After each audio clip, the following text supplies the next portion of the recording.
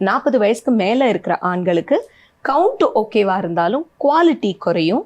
Chances of miscarriage அவங்களோட quality of the sperms குறையும் போது அந்த ஸ்பெர்ம்ஸில் உருவாகக்கூடிய கருக்களுக்கு மிஸ்கேரேஜ் ஆகக்கூடிய தன்மை அதிகம். So age and fertility are inter related. So 35 இயர்ஸ்க்கு மேலே ஆகுது, நிறைய வருஷமாக ட்ரை பண்ணிட்டு இருக்காங்க, நேச்சுரலாக நிறைய ட்ரை பண்ணிட்டாங்க, ஆகலைங்கும் போது IVF is one of the option. Because அவங்களோட எக்கோட குவாலிட்டி எக்கோட குவான்டிட்டி எப்படி இருக்கும்னு தெரியாது.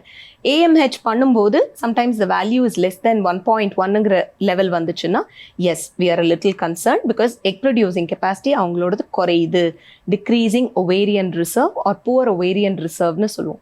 அப்படி இருக்குன்னா காற்றுள்ள போதே தோற்றிக்கொள் இருக்கிற போது அவங்கள அந்த கருமுட்டையை வச்சு நல்ல கரு ஒன்று உருவாக்கி ஒரு குழந்தைய கொடுத்துட முடியுமா அப்படின்னு பார்க்குறோம். ஏன்னா ஒரு சில பேருக்கு ரொம்ப கம்மியாகி 0.2 0.3 அந்த மாதிரி வேல்யூலாம் இருக்கும்போது என்னதான் ஐவிஎஃப் மூலமாக ட்ரை பண்ணாலுமே நல்ல கருமுட்டைகள் இல்லைன்னாலோ, இல்லை இம்மெச்சூராக கருமுட்டைகள் இருக்குனாலோ, கருவாக மாற மாட்டேங்குதுன்னாலோ, இல்லை நல்லா வளர்ந்து பதியிற தன்மைக்கு வரலன்னாலோ அவங்களோட எக்ல கன்சீவ் ஆக முடியாத ஒரு சுச்சுவேஷன் கூட ஏற்படுது.